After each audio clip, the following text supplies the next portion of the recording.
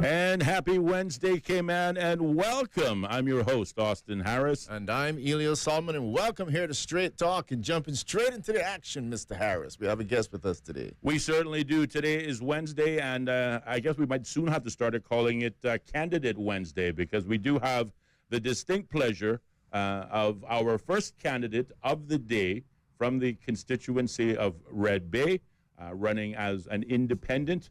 Mr. Phillip Ebanks is our guest in studios. Mr. Ebanks, Mr. Phillip, I don't know what I should call you, but good evening and welcome to Straight Talk. Thanks so much for having me on Straight Talk, guys. I really appreciate it. And first of all, I'd like to say great big good afternoon to the good people of Red Bay and the Cayman Islands. You know, I've been getting so many good calls, people calling, congratulating me on this move.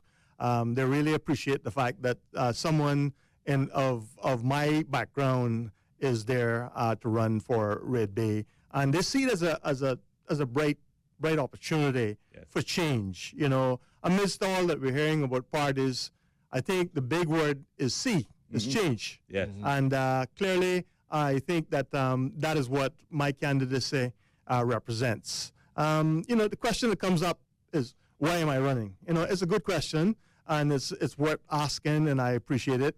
Well, my background is that I had the last 20 years as an attorney at law. And then prior to that, I had 22 years or thereabouts as a public servant. During my public service, I spent a good amount of my time in the police department. I finished off as a superintendent at a superintendent of uniform branch at that point in time. But I had a good run of it in terms of a variety of different experiences there in the police department. At one point, I was in charge of the police budget. At another point, I spent quite a bit of time in traffic. So I understand traffic and traffic congestion and traffic issues very well. And then towards the end of my public service experience, I had a 3 or 4 year stint at the vehicle licensing department, where I was actually the first director of licensing at the time. And Mr. Jefferson recruited me to really set the department up. Right. And much of the things that you see there today are things that I put in place at that point in time. Okay. We also started the Public Transport Board at that time. It was new, and you know, in a sense, I am happy that I was able to start it, but I'm also saddened in a sense that it never got off the ground past that point. You know, we basically took, and it was supposed to be an initial opportunity to kind of pull things together so that, you know, we could make some sense of the minibus situation. But it was supposed to be a stepping stone. It was supposed to be the end all to it. Right. And now, 22, 23 years later, it's effectively the same thing. So when it comes to things like public transport, you know, I have a passion for that. I think that we should get that done. We need to get it done. You know, many people will say, well, you know what, I'm not going to give up my car. Well, the fact of the matter is that most people haven't seen a properly running public transport system, properly marked buses, on time, you know, clean and available. You know, once you actually experience a system, then I think that a lot of people will say, you know what, maybe I've changed my mind, but I think in order for it to work, we obviously have got to go about setting the system up. We've got to spend the time and effort on it. There is a public transport system there, public transport plan. Yeah. And I want to dust that off and get that out and get to work on that if I'm given the opportunity. Beyond that, you know, when you start thinking about Red Bay and Red Bay specific issues, as I go into homes in Red Bay, people are disappointed because over the last 4, 8, 12 years, they've hardly seen their MP. And that's really saddening because, you know, our MPs are really well paid. Some of the best paid MPs in the world. I mean, you look at premiers that make double the amount as the British Prime Minister and about 25% more than the American president. Very well compensated. Where, you know, so there's no excuse not to have access to your MP. Yeah. And as we go along in those constituency, you hear people come out and say, well, thank you so much for just coming, Right. just showing up. Right. And it's been a great opportunity for me because I've been able to become reacquainted with a lot of people that I've met along the way. One famous thing, or at least I think it's famous, is that I walk into a home in the constituency, and a gentleman walks out, and I know him. I've seen him for years and years, and he says to me, "Mr. Phil, don't worry, I'm voting for you." I said, "But hold a second. Can I just tell you a little bit about my program?" Sure. He said, "No, I trust you." Oh, well done. Yeah. And There's a and vote of confidence. that's something that really touched me, and it harkens back to something that I did, 30 years ago, Right. where the individual could hardly speak English at the time, Right. and he remembered it. I didn't, honestly, but it was at a time when he just kind of come to the island. He was married and he was trying to get settled in, and he couldn't read and write English. Yes. And he said to me, "I have a real difficulty." And I took a little time out and I did an oral test with him, and he remembered that. And to him, that was a big thing. Right. And to me, I just did it because I thought it was the right thing to do. People need help. The thing about help is this. You have to find people where they are, and you need to help them where they are. Sometimes today we think that we have to kind of run around with nothing against people who collect garbage, right? Of course, that's good. That's important. But every day you get opportunities to help people, and you need to have your ears and your eyes open so that you can actually help them where you find them. And I think that if all of us did a bit more of that, the world would be so much better, The world would be better, and Red Bay would be better for sure. I want to jump in there to actually give you a little plug. I've said this before. Maybe you've listened, maybe you haven't. But I want to also ask you some, as you go around, what are some of those issues you want to address?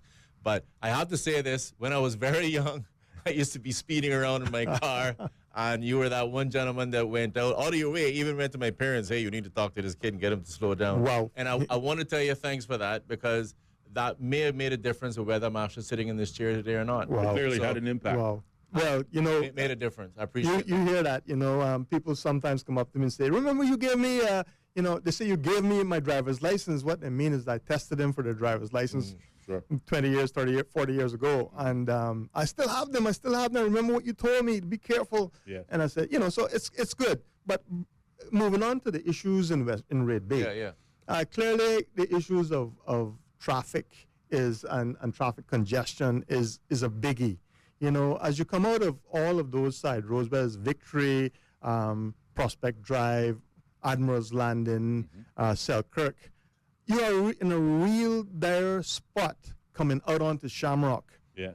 In particular, Selkirk has a very specific issue in that not only are you coming out onto the main road in heavy congestion, You got to make the left.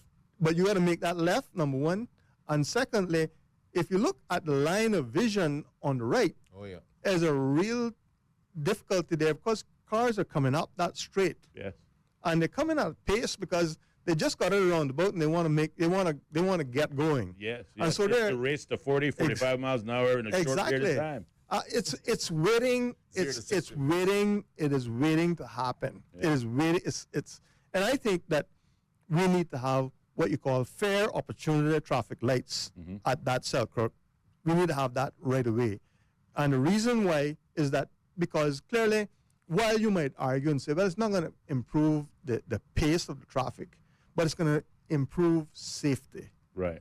Safety. And So you once think we sacrifice the flow of traffic for the safety concern? That's right. And you think about it, one of the biggest stresses that you have when you come out of those side roads onto a main road is, you got your neck on a swivel because you're trying to see what's coming on either side of you. There's 2 or 3 lanes of traffic traveling on the main road. Sometimes there's an omnibus in there as well, so that's another danger. But you don't get the chance to kind of take a breath and relax just a bit. Well, it's very much a highway. Yes. If you come up to traffic lights, the one thing that you can be assured of is that, hey, my time is going to come. I'm going to get a, it might wait a little bit, but I'm going to get a spot. I'm going to get a chance. Right. So, and those things can be adjusted. And like I said, it's fair opportunity. It doesn't mean that you're going to all of a sudden get the right of way over everybody else. But you're going to get a safe opportunity to get into the traffic flow.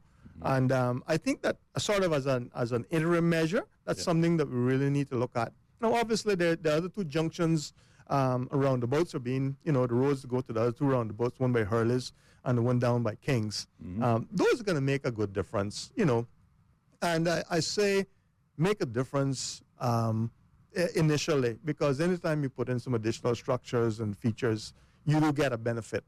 But, of course, the other big animal in the room is that we're importing cars. So as soon as we get past those and people get used to that and we import another couple of hundred cars, the likelihood is we're going to be back to square one. Sure. Which is you why... support a moratorium or at least a reduction in the number of monthly imports? Well, what I would say about that is that we need to start to look at what I call the low-hanging fruit. We need to, first of all, we need to get the public transport system in place. Yeah. I also think that as we seem to be set for the east-west arterial road, we need to push on with getting that up, not only for the sake of the road itself, but what the road represents. The road represents an opportunity for communities to be developed in that area.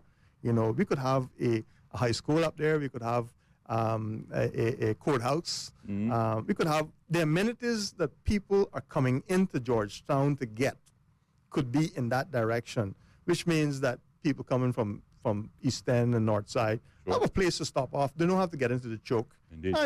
And us in Red Bay, maybe we're going to turn left and go towards that direction instead of always going to the right. So I think the longer term is that we need to think in terms of communities. Chicken and egg, obviously, public transport system, I think is one of the things that we need to look at and get that done. And once we have that in place, then we can look at other things. Because as it is today, if you start talking about restricting cars and so on and so forth, I mean, how are people going to get around? We just don't have a culture of public transport, and we've got to develop and evolve into that culture to make that work. On public transport, do you support not only, of course, an increase in the number of vehicles, transport, whether it be buses or minibuses or shuttles, but do you also subscribe to more of a code of conduct amongst all of the drivers? Because it seems to be, in large cases, we have the infrastructure, but it's a little bit like the Wild Wild West. There is very little control structure, and that, of course, has to make organizing public transportation difficult. Yes, of course, absolutely. Public transport, by the very nature, it means that there's someone there whose concentration and whose emphasis is on public transport. And it's difficult to kind of engender that when you have a private sector only, and you don't have one bus company, but you have multiple individuals who are trying to run a little business, right? It's really, really difficult to run that type of system into a really productive and well-organized public transport. We're gonna have to find a way of making these things come about so that you have the kind of structure and to the system to ensure that it works. I mean, one of the things that you could do is you could have a company where existing people who are in the public transport, they could become a part of it. That's one thing. The other thing is sharing it with the private sector, not necessarily making the public service carry all the load. That's right. And then you're doing more of a regulation job then for public transport as opposed to actually doing the operational side of it. That's right. I know you're going to have to leave us soon, so I want to jump on to some of the other topics, although hoping you're going to be able to come back and give us more detail another day. But I saw that you were also talking about of significant interest, healthcare. What's your plans on the healthcare? Healthcare is obviously one of those issues that is near and dear to my heart. We for a long time we see the escalating cost of healthcare as we get older. The difficulty is that it becomes worse. People who are reaching 65 and kind of getting in that retirement mode, at the worst time possible, they're facing escalating healthcare costs. I think what I support is that at least for persons who are over 65 and persons who are under 18 and still in school, I would like to see at least a heavily subsidized program there for health insurance, so that they're just not left out in the cold. You know, you hear some horror stories where people, they're in a retirement and they maybe make $1,600 a month out of their retirement benefits, and then they're forced into, you know, sometimes $1,200 for health insurance. So that's not right. We've got to take care of the people who have really worked hard in this country to make it what it is. And of course, you know, when you start talking about people, the kids, I call them kids, but people under 18, that's our future. So we need to take care of them as well. Right. Well, they say a country can be judged by how we treat our young and our elderly. So I definitely think I understand where you're coming from in relation to that. If I could pick up on something else you said, certainly about building communities in Red Bay is important to you. And building those communities, you also recommended decentralizing Georgetown by moving some of the businesses that are creating the traffic, that vehicles are on their way into town every morning and out of town every evening, moving some of those businesses obviously out of town, potentially in Red Bay, which could also lead to job creation, which I'm sure is also on the lips of your constituents. Talk to us about your views there. Yeah, job creation is obviously a big thing for all of us, and for our children and for young people coming up. But also, I would say it this way, it's important for everybody in the workplace. Whether you're just entering the workplace or you've been in the workplace for a while, we need to ensure that we create and provide opportunities for movement, as well as to get into the workplace, as well as movement in the workplace. And one of the things that I believe that is barring that to some extent is that the way that the work permit renewals are handled isn't conducive to opportunities. Okay. If you look at work permit applications and renewals, it kind of happens at the end of the cycle of a 1 year or 2 year permit. Yeah. And there's a short window there where they're, 2 weeks in advance of the expiry, they're moving towards renewing the work permit, they're advertising. But you think of it from the perspective of somebody in the workplace already, it doesn't give them very much opportunity to get and apply for that job. Right. What I'm suggesting really is that we should pull that whole process forward by 6 months. Okay.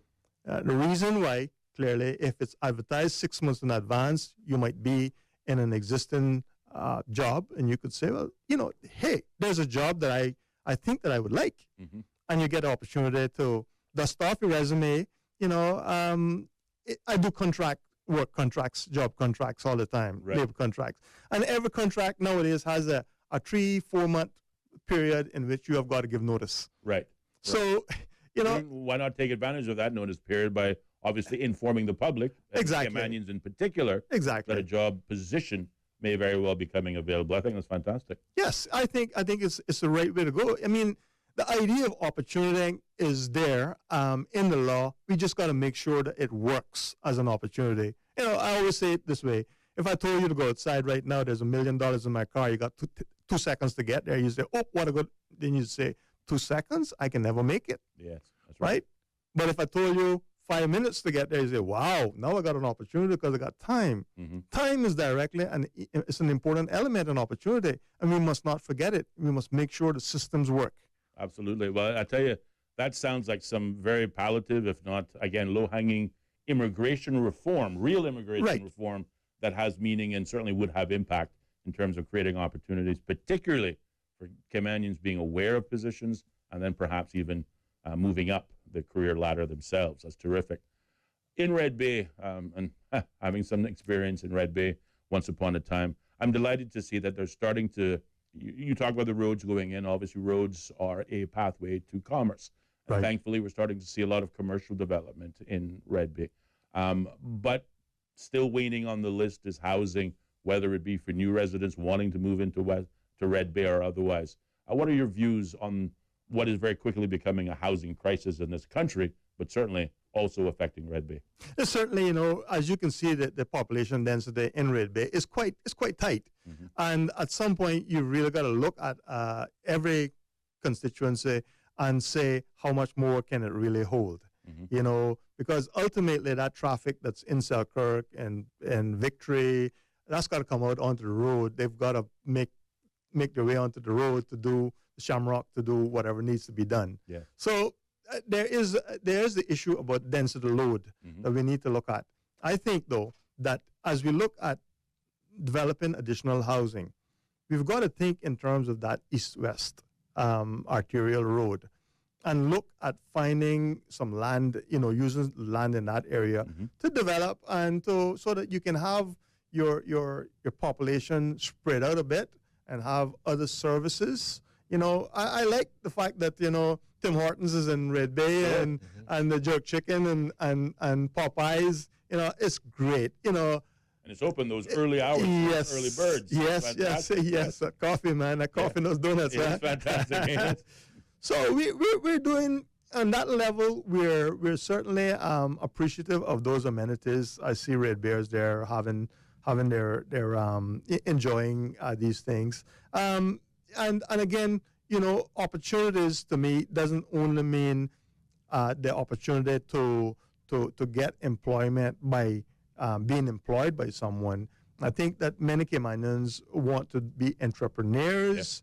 And we do a little bit towards it. You can do micro business stuff there, but I think even that we need to expand upon so that people can have this opportunity to be, live their best life. Absolutely. And to again, thrive. the commercial development in that area is going to create the space where those micro and small businesses can organically develop. That's right. Maybe with a little help. Finally, again, because we've got about 4 minutes remaining, I want to touch on a very important issue. You talked about commerce. You talked about job opportunities. You talked about real tangible immigration reform. All of those representing opportunities for Caymanians. But a foundation to those opportunities is education. Your views on getting Caymanians workforce ready and able and capable to take those jobs that are there for the picking, lack of a better word. Yes, absolutely. You talk about foundation, and obviously the foundation to success is education. Clearly, we're moving into a completely different era now, and it's very disappointing that 70% of the children leaving primary school, going into high school, aren't reading to standard. That's horrible, a horrible record. We've got to work on that. We've got to sort it out. Beyond that, what I see happening is that, and I think that it's one of the issues is that we don't have early childhood education in the right kind of structure. I think that needs to be worked on so that we can get kids in there early and they can start to evolve into just socializing, really. You hear horror stories of kids going into primary one, they call it, and they're just not ready for it. Yes. So we need to make them ready for school so that when they get school, they can move forward. You also see a statistic there where they say teachers spend less than 50% of the time teaching. Now, that's a horrible statistic. You think about, if you were in this super successful system, then great. But we're not. We're in it's a spiraling downward. Yes. And not to have teachers teaching less than 51% of the time in the actual work of teaching is not good. So we got to figure that out. There's a systematic problem there. We got to figure out what is happening there. All right. And then, I hate to interrupt, but we got about 2 minutes, 20 seconds remaining. I know you have your first a public meeting coming up. I want you to talk about that and provide us some closing remarks. yes, thanks a lot. We have a meeting coming up at the Sailboat Club on the 29th of March, which is Saturday, come in at 7 p.m. And I'd love for all of my Red Bay folks, and I'm sure there'll be others as well who come out to listen and hear a little bit more about my plans and thoughts about what I have on mind for Red Bay. That a big part of it is that we want to have that constituency office in place there in Red Bay. We haven't had it. We need to have it, and I am going to put that there so that we have that connectivity between the MP and the constituents. And I look forward to seeing the various members of the constituency. We're out there canvassing, so we're going to be knocking on some doors. And look forward to the 30th of April and to being elected as the MP for Red Bay. Here we go. I Indeed. like that. Well, certainly, again, I want to thank you, Mr. Phillip Ebanks, independent candidate for the constituency of Red Bay, obviously seeking your vote in the April 30th general election. But certainly, I think you've made a fabulously good use of the time spent here, and we would certainly very much like the opportunity, if it fits into your very busy schedule, undoubtedly, to have you back as our guest in studios. with 55 seconds remaining, just give us the date and time of that next public meeting so that, again, they say to teachers to repeat. 29th of March, which is Saturday coming at 7 p.m., Sailboat Club. That's down at Selkirk. Right. Don't get confused. The Sailboat Club is off Selkirk. And look forward to a meeting with constituents and others who want to hear a little bit more about my message and what my thoughts are. I want to do it kind of more almost like a sort of a Q&A type thing. Absolutely. And thank you guys for having me. It's been a pleasure, and I look forward to coming back on. Well, I was going to say, pardon the pun, but I know you got to run, but we hope forward to seeing you again soon. Absolutely. 59 minutes past the hour of 4 o'clock. We're going to pause, check in with the BBC News, but keep it locked. When we come back, Jordan Rivers from West Bay North will be our guest right here only on Straight